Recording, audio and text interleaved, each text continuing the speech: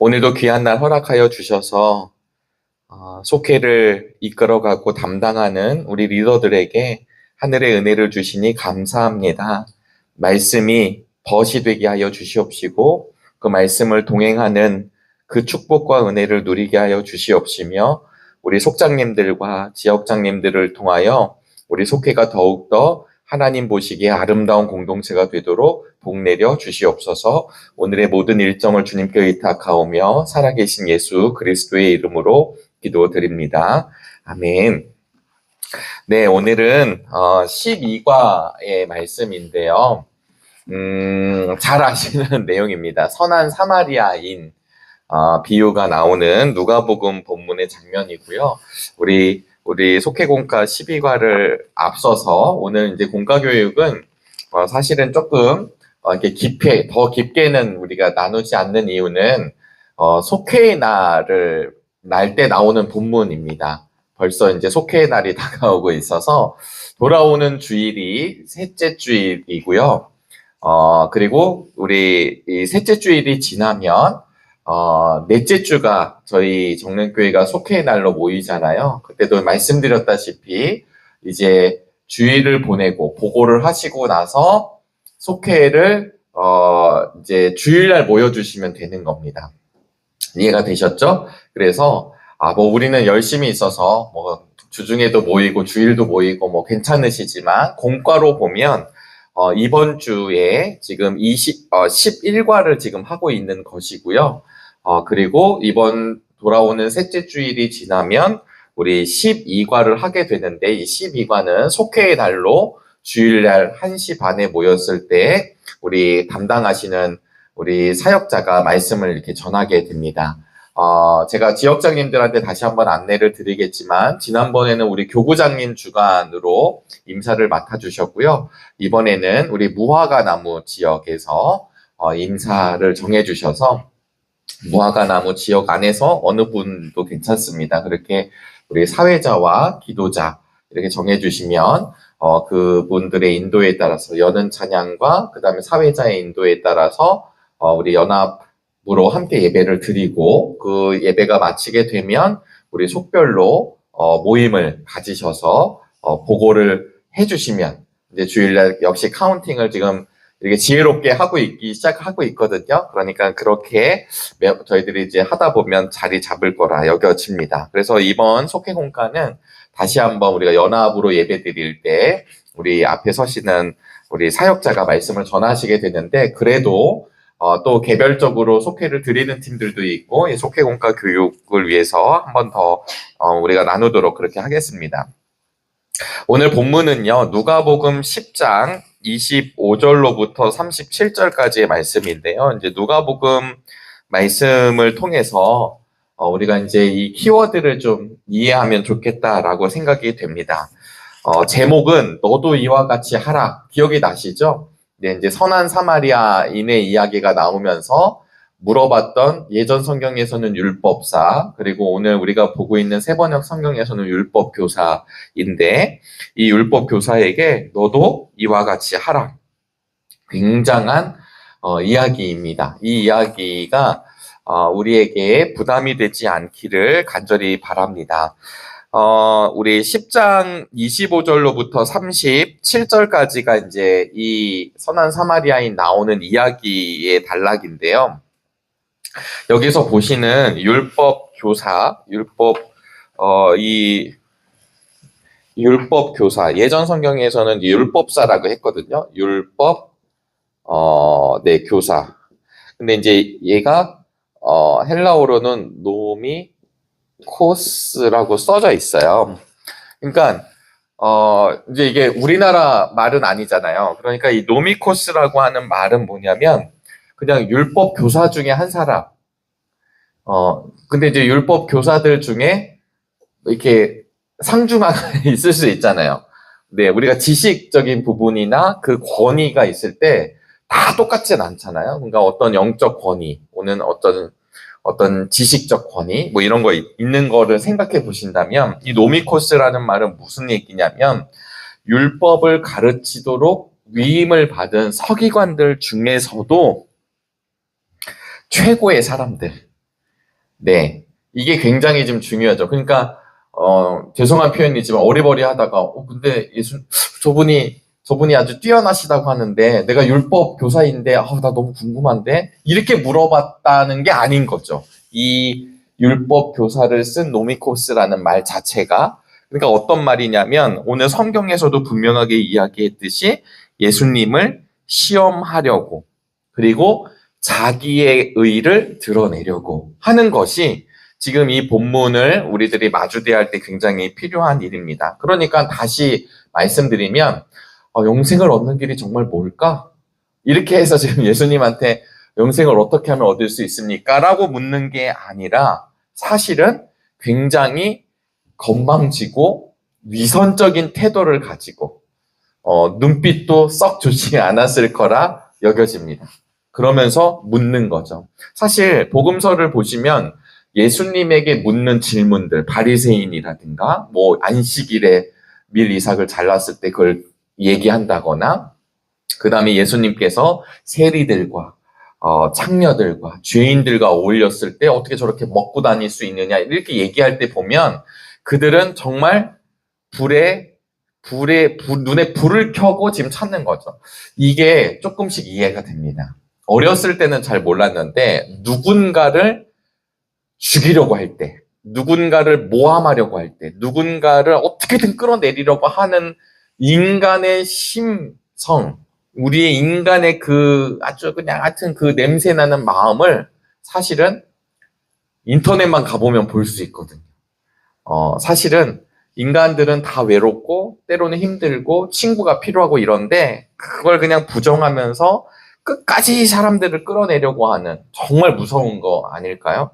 근데 제가 이 말씀을 드리는 이유는 오늘 이 율법 교사가 어쩌면 그런 마음으로 예수님 앞에 섰습니다. 또 한 가지는요, 선생님, 내가 무엇을 해야 영생을 얻겠습니까? 라고 하는 질문은 1세기 당시에 유대인들이 많이 쓰던 질문이라고 이렇게 기록을 해놨어요. 그러니까 흔히 있었던 질문이죠. 그러니까 이게 뭐냐면, 원문을 보면 동사가 과거로 되어 있고 한 번의 행위를 의미합니다. 그러니까 어떤 뜻이냐면 내가 무엇을 하면 영생을 얻느냐. 이해가 되셨나요? 그러니까 내가 이걸 하면 영생을 얻습니까? 그러니까 내가 뭐 하나를 하면 영생을 얻습니까? 이런 식의 의미가 지금 예수님에게 이 율법 교사가 하는 질문 속에 있다라고 하는 것입니다. 그래서 예수님이 26절에 이렇게 얘기를 하시죠. 그러면 율법에 뭐라고 기록되어 있냐? 물었더니 너는 그것을 어떻게 읽고 있느냐? 그랬더니 27절과 같이 대답을 합니다. 그가 대답하였다. 내 마음을 다하고 내 목숨을 다하고 내 힘을 다하고 내 뜻을 다하여 주 너의 하나님을 사랑하여라 하였고 또 내 이웃을 내 몸같이 사랑하여라 하였습니다. 네. 그러니까 이제 우리가 시험을 보면 100점짜리 이제 답이 나오는 거죠. 그래서 우리 주예를 보시면 각 주를 보시면 신명기 6장 5절 말씀과 레위기 19장 18절 말씀을 지금 이 율법 교사가 전문가니까 전문가라고 말했잖아요. 이 전문가가 아주 정확하게 이 두 구절을 가지고 결합해서 대답을 합니다.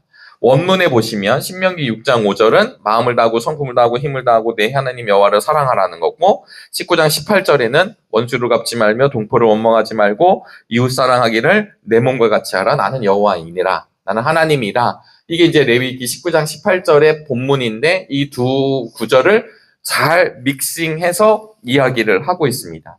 결국은 모세오경, 모세오경을 토라라고 하는데 이 토라의 핵심은 하나님 사랑과 지금 이야기하는 이웃 사랑이 함께 기록되어 있어요. 우리 하나님의 원 마음이죠. 이 계명의 뜻을 지금 이야기하고 있습니다. 28절에 보니까요. 예수께서 그에게 말씀하셨는데 내 대답이 옳다. 그대로 행하여라. 그리하면 잘 살 것이다. 이렇게 하고 이제 끝날 수 있는데 29절에 그런데 그 율법 교사는 자기를 옳게 보이고 싶어서 예수께 말하였다.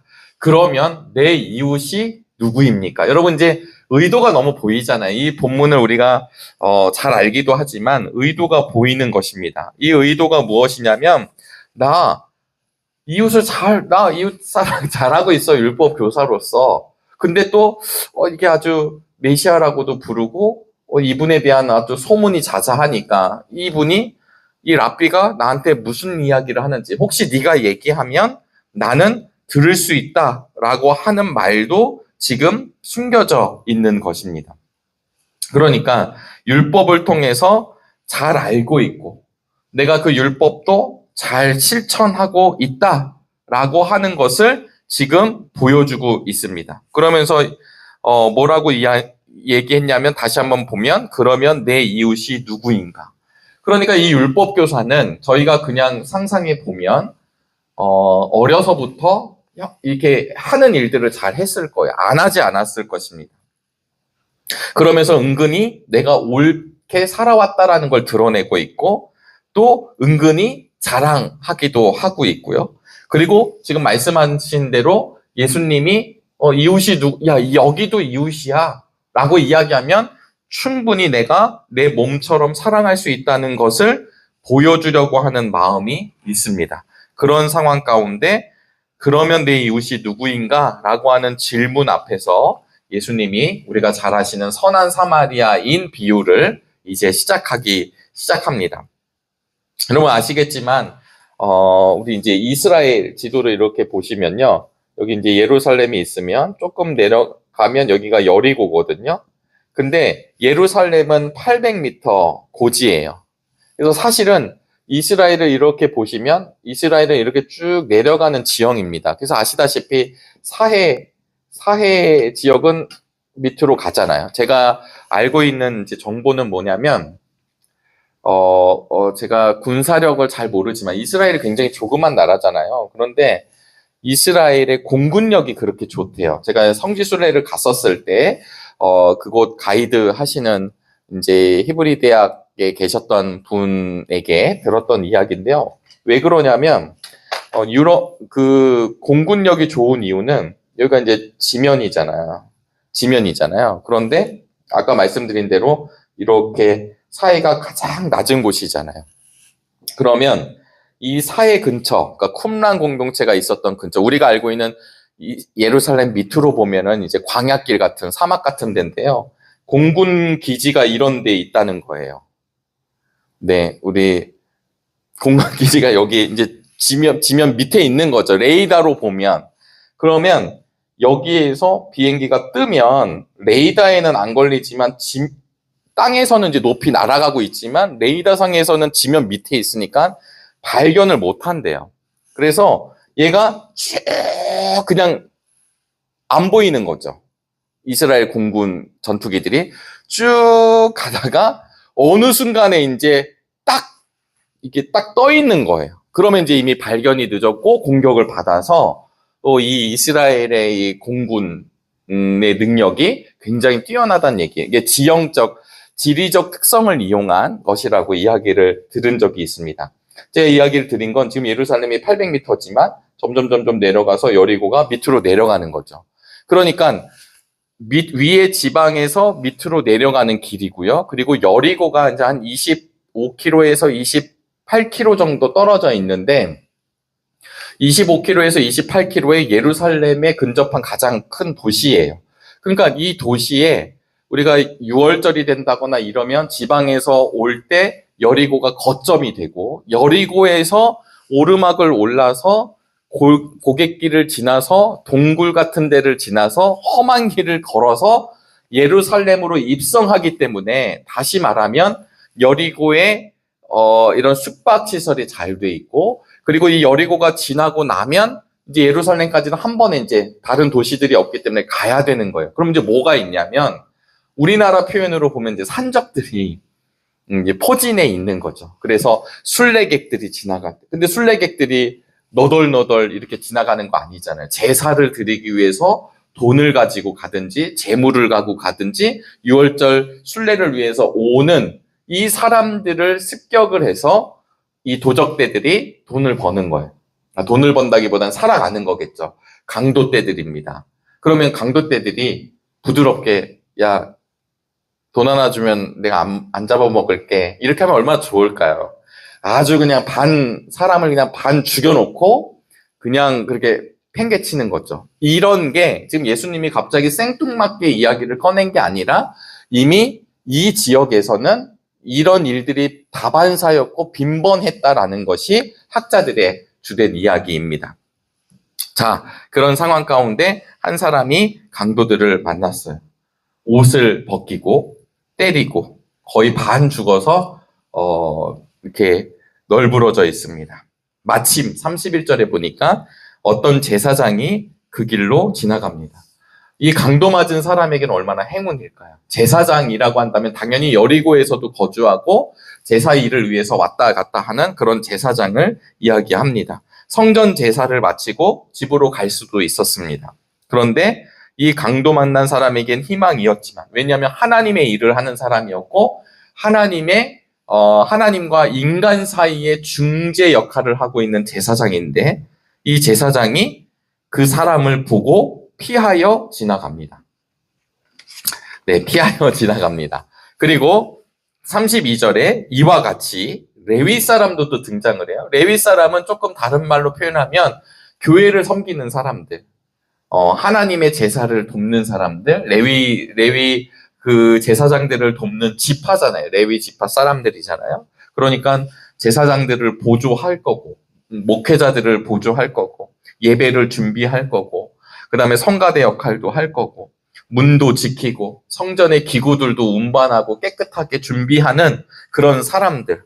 역시 강도를 만난 이 사람에게 너무 희소식이죠. 그런데도 불구하고 결국은 그도 피하여 지나갔습니다. 33절에 반전이 일어나면서 그러나 어떤 사마리아 사람은 길을 가다가 그 사람이 있는 곳에 이르러 그를 보고 측은한 마음, 예전 성경에서는 불쌍히 여겨라고 썼거든요. 이제 불쌍히 여긴다, 측은히 여긴다, 긍휼히 여기다. 이게 다 누구의 특성인가요? 하나님의 특성이죠. 하나님이 우리를 향한 하나님의 마음의 특성이죠. 사실은 사마리아인은 제사장과 레위인들과 달리 예루살렘을 직접적으로 방문할 이유가 없습니다. 성경에 보시면 우리가 아시다시피 아수르에게 함락당할 때 이 사마리아를 이제 통원 정책을 시키기 때문에 시절이 가면 갈수록 사람들이 섞였어요. 그러니까 순수 혈통이 아니다라는 이유로 유대 사람들이 사마리아인들을 배척하고 심지어 욕하고 심지어 강아지같이 여기고, 그리고 겸상하는 거 싫고, 그 다음에 빨리 가고 싶어도 차라리 욕을 먹더라도 돌아가고, 이게 이스라엘의 정서라고 한다면 굳이 사마리아인이 예루살렘에 갈 이유가 없거든요. 그래서 성경을 잘 보시면 유대인들은 예루살렘에서 예배를 드리고 그들의 제사를 드렸지만, 사실은 사마리아인들, 그러니까 예루살렘에 있는 시온산에서 그걸 하지만 사마리아인들은 그리심산에서 합니다. 그러니까 그들은 그들대로 예배를 드렸어요. 유대인들은 사마리아인에 대해서 적대적이었습니다. 그러면 사실 이 맥락에서 보면 사마리아인이 오히려 더 어이구 하고 그냥 가야 되는데, 사마리아인이 그 사람이 있는 곳에 이르러 그를 보고 불쌍히 여겨, 측은히 여겨, 긍휼한 마음이 들어서 가까이 가서 이제 다 상처를 치유해 주죠. 그리고 그를 이렇게 해가지고 그 다음에 이제 여관 주인에게, 아까 말씀드린 대로 이제 여리고에는 여관들이 당연히 있기 때문에 이 여관에 가서 이 사람을 돌보아 달라고 얘기하고, 혹시 더 필요한 게 있으면 더 지불할 테니까 이 사람을 맡기는 일이 일어납니다. 그러면서 37절이 되죠. 우리 이제 잘 아시는 성경을 한번 이렇게 풀어본 건데요. 자, 이 세 사람 가운데 누가 강도 만난 사람에게 이웃이 되어 주었다고 생각하느냐라고 물었을 때, 이 율법을 잘하는 사람, 이 아주 그냥 하이 클래스, 상 중의 상, 이 사람이 뭐라고 얘기를 하냐면 자비를 베푼 사람입니다. 뭐가 느껴지시나요? 네, 끝까지 사마리아인을 얘기 안 하잖아요.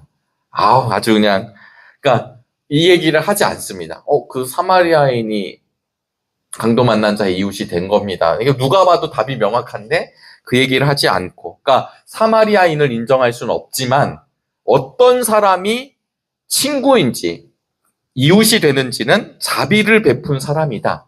여러분, 여기서 이 자비, 그러니까 이제 우리도 이 말씀을 통해서 교훈은, 그래, 우리가 하나님의 사랑을 알기만 하고 베풀지 않으면 안 돼. 이게 이제 속개공가에 주된 내용이거든요. 그거 너무 당연하잖아요. 너무 당연합니다. 그런데 오늘 지금 말씀드린 이런 키워드에 하나님의 마음이 좀 숨겨져 있어요. 특히 자비를 베풀었다. 이 자비는 그냥 우리가 적선해 주었다. 우리가 좀 잘 살게 좀 내가 도와줬다. 이런 뜻이 아니라 이 자비라는 말이 하나님의 속성이고 하나님을 표현하는 말인 헤세드가 되죠. 하나님의 사랑을 이야기하고 있습니다. 그러면서 예수님이 말씀하시죠. 가서 너도 이와 같이 하여라. 너도 이와 같이 자비를 베풀어라. 너도 이와 같이 하나님의 사랑을 표현하라 라고 하는 뜻으로 이야기합니다. 그러니까 결국은 이 율법 교사는 사마리아인이 진정한 이웃이라고 인정은 못했지만 자비를 베푼 사람이 그런 역할을 하는 것이라고 하는 것을 알고 있습니다. 그러니까 본질적으로는 이웃 사랑을 이 사마리아인 비유를 통해서 사실 본질적으로는 이웃 사랑이 무엇인지를 알려주고 있어요. 이웃 사랑. 그럼 여러분, 우리가 아까도 말씀드렸지만 하나님의 사랑, 우리가 하나님을 사랑하는 건 예배하고 진짜 하나님을 경배하고 하나님의 영광을 위해 쓰임받고 하나님의 도구로 통로로 살아가는 것. 우리 이거 잘 알고 있습니다. 그러면 이웃사랑이라고 하는 건 뭐냐? 그럼 이웃사랑은 그냥 내가 이웃을 잘 돌보고 내가 그냥 우리 다음 세대를 잘 끌어안고 내가 불쌍한 사람들 이렇게 도와주고 우리는 이렇게 생각할 때가 있는데요. 오늘 이 본문은 이웃사랑의 핵심을 이야기해주고 있어요. 아까도 잠깐 느끼셨겠지만 바로 하나님의 헤세드가 숨겨져 있습니다. 제가 잠깐 말씀을 드릴게요. 하나님이 누구를 불쌍히 여기셨나요? 우리 구약의 말씀을 보면 잘 보시면 우리 이제 출애굽기도 보시면 하나님이 모세를 통해서 이스라엘 민족을 해방시켜 주시잖아요. 그때 하나님이 계속 하셨던 말이 뭐냐면 내가 그들의 신음하는 소리를 들었다. 내가 그들을 보았다. 제가 모세를 설명할 때도 모세가 너 어땠는지 내가 어느 날 갑자기 하나님이 리스트를 쫙 펼쳐놓고 모세가 난가? 아니면 뭐 이제 제가 낫나? 뭐 아론이 낫나? 아론보단 뭐 이렇게 한 게 아니라 하나님이 모세를 통해 하실 일을 계획하고 계셨고 모세는 자신의 인생을 40세 때 왕궁에 있다가 이제 쫓겨난 거죠. 도망자가 되고 미디안 광야에 가서 이드로의 사위가 되고 그냥 양을 치는, 그래서 80이 됐고 그래서 그냥 자기의 인생 가운데 가던 모세가 하나님의 부름을 받아요. 하나님이 그냥 얻어 걸린 게 아니라 이제 준비가 된 모세를 통하여 하나님의 일을 보여주시죠. 그때도 내가 너를 보았다라는 얘기를 하시거든요. 그러니까 여러분 이제 지금 이 강도 만난 이웃, 누가 이웃이 참 이웃이 되느냐, 선한 이웃이 되느냐라고 했을 때 하나님이 누구를 불쌍히 여기셨냐면 이스라엘 백성들을 불쌍히 여기셨어요. 출애굽기 22장에서 어떻게 표현하시면 그래서 출애굽한 이스라엘 백성들을 향해서 고아와 과부와 나그네를 돌보라고 하신 하나님께서 나를 어떤 하나님이라고 표현하냐면 자비한 하나님이라고 표현을 하세요. 출애굽기에 보시면. 그래서 아브라함의 언약, 아브라함과 약속한 것을 따라서 하나님께서는 누구를 긍휼히 여겨주시냐면 이스라엘을 불쌍히 여겨주신 거예요. 마찬가지로 그 민족을 불쌍히 여겨주신 것이 아니라 오늘 이 시대를 살아가고 있는 하나님의 백성들을 하나님은 긍휼히 여겨주십니다. 그러니까 하나님의 자비라고 하는 건 하나님 사랑은 따로 있고 이웃 사랑도 따로 있고 있는 게 아니라 하나님의 결국 크신 사랑, 하나님의 한없는 사랑, 하나님의 긍휼하신 사랑, 하나님의 자비하신 사랑, 이걸 헤세드라고 하는데 헤세드 안에서 돌보고 사랑하라는 말씀이죠. 이것이 우리 정릉교회 교우들에게 함께 은혜가 되시기를 주의 이름으로 소망합니다. 이웃을 사랑한다는 건 결과적으로는 이웃 사랑의 결국은 무엇이냐면 하나님의 사랑으로 연결되고 귀결되는 것. 근데 지금 이 율법 교사는 무엇을 얘기하냐면요. 자, 봐요. 제가 율법 잘 지켰어요. 나 이웃들 사랑해줬어. 또 누구 있나? 리스트 있나? 그럼 내가 그 리스트에 내가 거기도 사랑해줄게. 자, 이건 누구를 사랑하는 걸까요? 사실은 성경은 누가는 정확하게 지금 이게 자기 사랑이라는 것을 드러내고 있습니다. 저는 이 이웃 사랑, 전에도 말씀드렸지만 자기 사랑이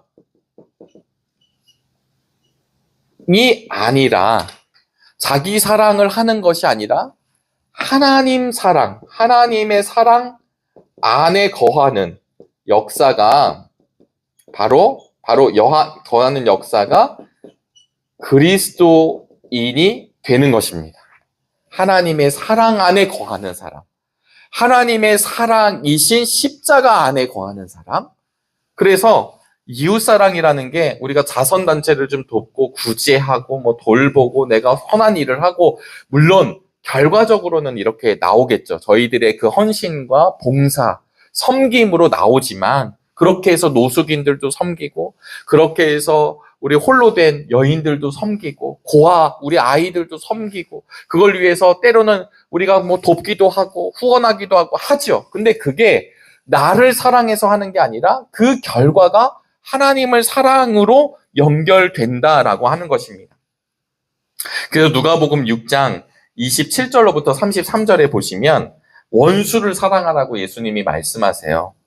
자기를 사랑하는 자들은 하나님을 사랑하는 사랑은 원수를 사랑하는 사랑이라는 거예요.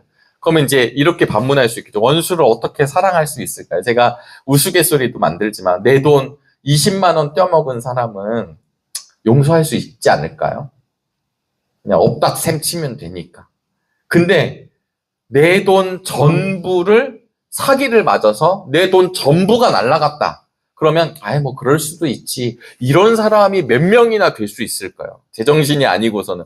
내가 평생을 일구었는데 전세 사기를 당해서 내 모든 보증금, 내 전 돈이 날아가서 잡지도 못해. 보상도 못 받는데. 그러면 그냥 우리들 생각에는 머리가 돌고 그냥 미치고 그거 잡으러 다녀야 되고 어떻게 그 사람을 사랑할 수 있어요? 우린 사랑할 수 없는 존재라고 하는데요.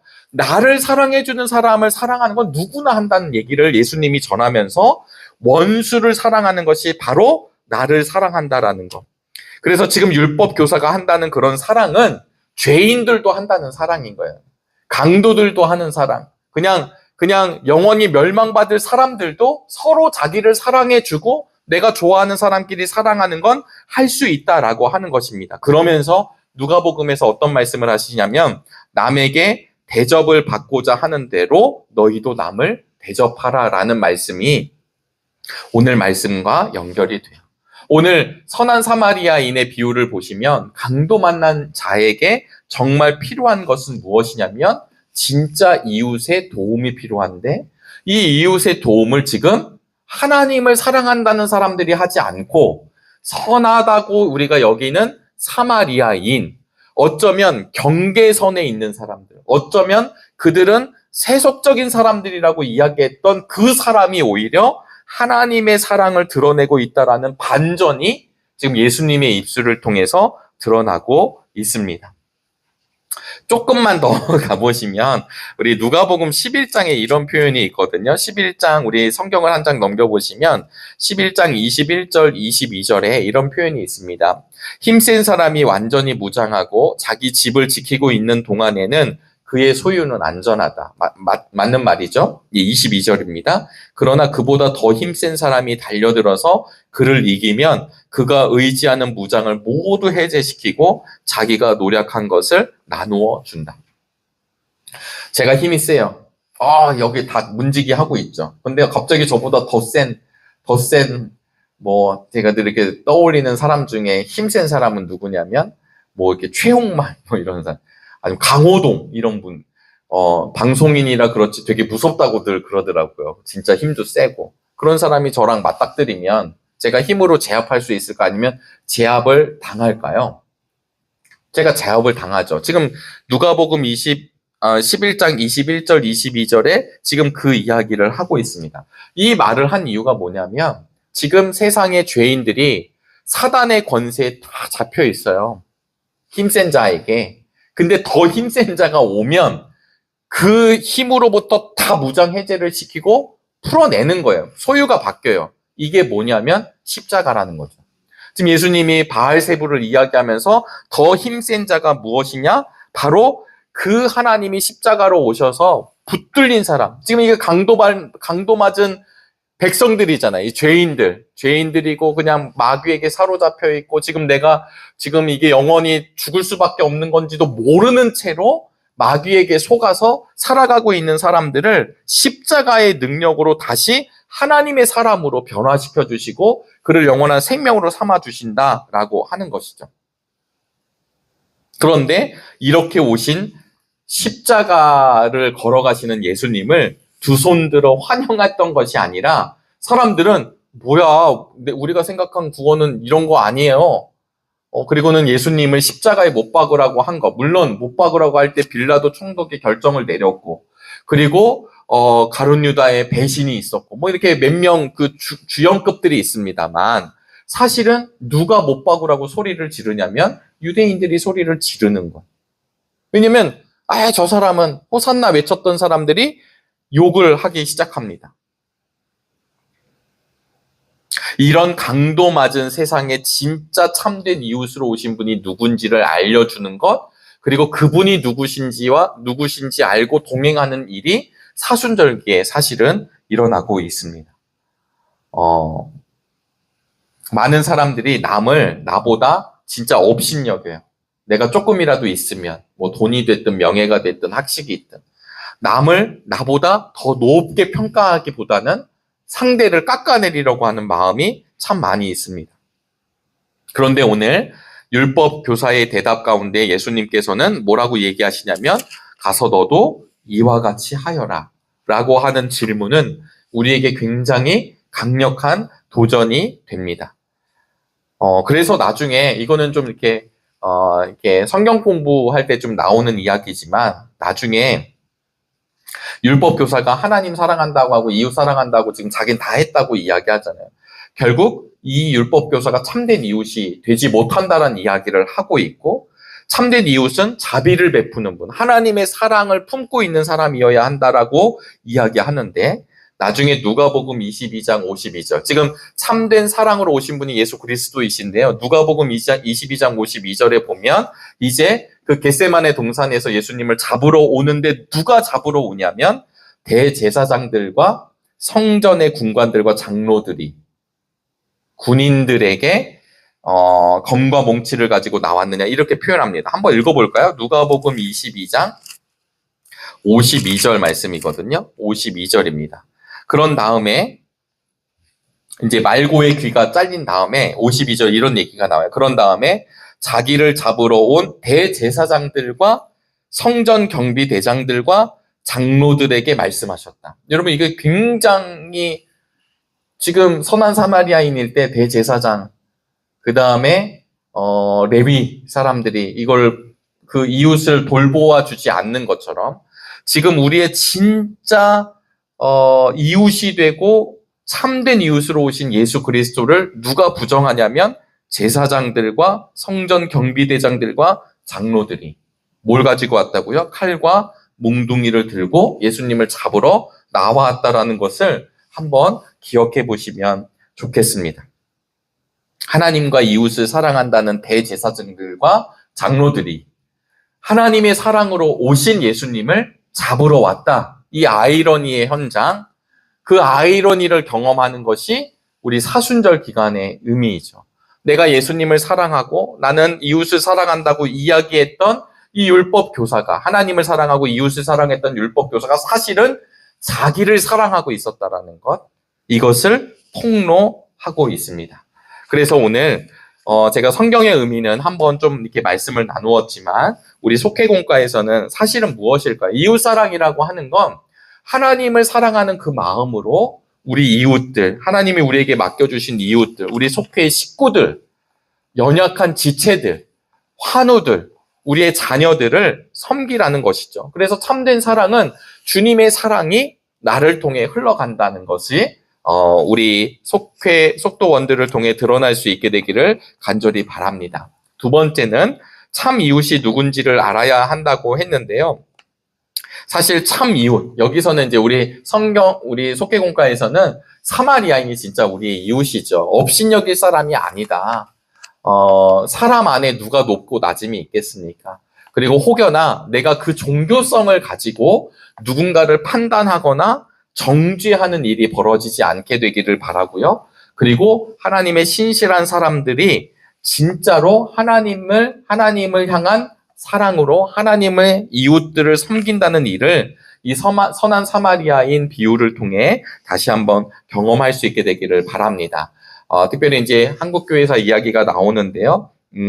우리 세 번째 패러그래프를 보시면 우리 스크랜턴 선교사님이 오셔서 시병원을 만들잖아요. 지금이야 이 서울이 워낙 크지만 옛날은 사대문 안이 서울이잖아요. 우리 아현감리교회도 지금은 서울의 중심, 아현동 중심 같지만 사실은 바뀐 거죠. 상동교회도 그렇고. 그래서 지금 그 이야기, 그럼에도 불구하고 우리 선교사님으로 오셨던 분들 중에 우리 스크랜턴 같은 의사 선교사님들이 정말 이런 일들을 참 많이 감당하셨어요.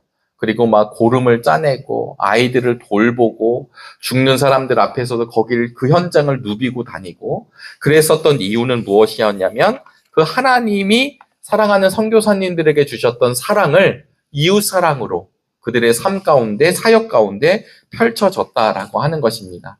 바라기는 우리 정릉교회도 우리 이웃을 사랑하고 지역을 섬기고 하는데 부족함 없이 또 하나님을 사랑하는 그 귀한 마음으로 전진하는 교회가 되기를 주의 이름으로 축복합니다. 우리 선한 사마리아인 다 아시는 본문의 내용이었지만 다시 한번 이 말씀을 우리 함께 좀 나누었습니다. 돌아오는 주일은 우리 셋째 주일이고요. 우리 이 속회공과는 넷째 주일날 속회의 날 다시 사역자를 통해서 말씀으로 듣게 되시겠고 속회의 날 많이 모이셔서 우리 함께 연합으로 예배드리고 찬양하고 그리고 속별로 또 모이셔서 행복한 시간 되시기를 주의 이름으로 축원합니다. 네, 아울러 우리 교역자들이 지난 주일부터 우리 꿈꾸는 제자학교 지금 신청을 받고 있습니다. 아직 고민하시는 것 같은데요. 우리 5개의 강좌가 있으니까 살펴보셔서 우리 4월 첫 주일 목요일 토요일부터 시작하는 이 강좌에 함께 신청해 주셔서 좋은 또 성경을 함께 나누는 의미 있는 시간 되시기를 바라겠습니다. 우리 속별로도 좀 안내해 주셔서 관심 있는 분들은 함께 해 주시면 고맙겠습니다. 제가 기도하고 오늘 속회공과 교육을 마치도록 하겠습니다. 가서 너도 이와 같이 하라 라고 하신 주님의 음성에 떨리는 마음이 되기를 간절히 원합니다. 하나님을 사랑한다고 하면서도 주변의 이웃들, 하나님이 우리에게 맡겨주신 영혼들에게 혹여나 무관심했던 건 아닌지 돌아보는 사순절기가 되게 하여 주시옵소서. 혹여나 하나님 사랑하는 것보다 내 의의를 드러내거나 나를 사랑하는 마음으로 주변의 사람들을 돕고 섬겼던 것은 아닌지 다시 한번 그 본질을 바라보는 믿음의 시간도 허락하여 주시옵소서. 그리하여 우리 예수님께서 교만했던 율법 교사에게 가서 너도 이와 같이 하라라고 하는 그 음성에 우리들은 아멘으로 순종하며 주님 앞에 무릎 꿇을 수 있는 믿음의 용기도 더하여 주실 줄로 믿사오며 살아계신 예수 그리스도의 이름으로 기도하옵나이다. 아멘.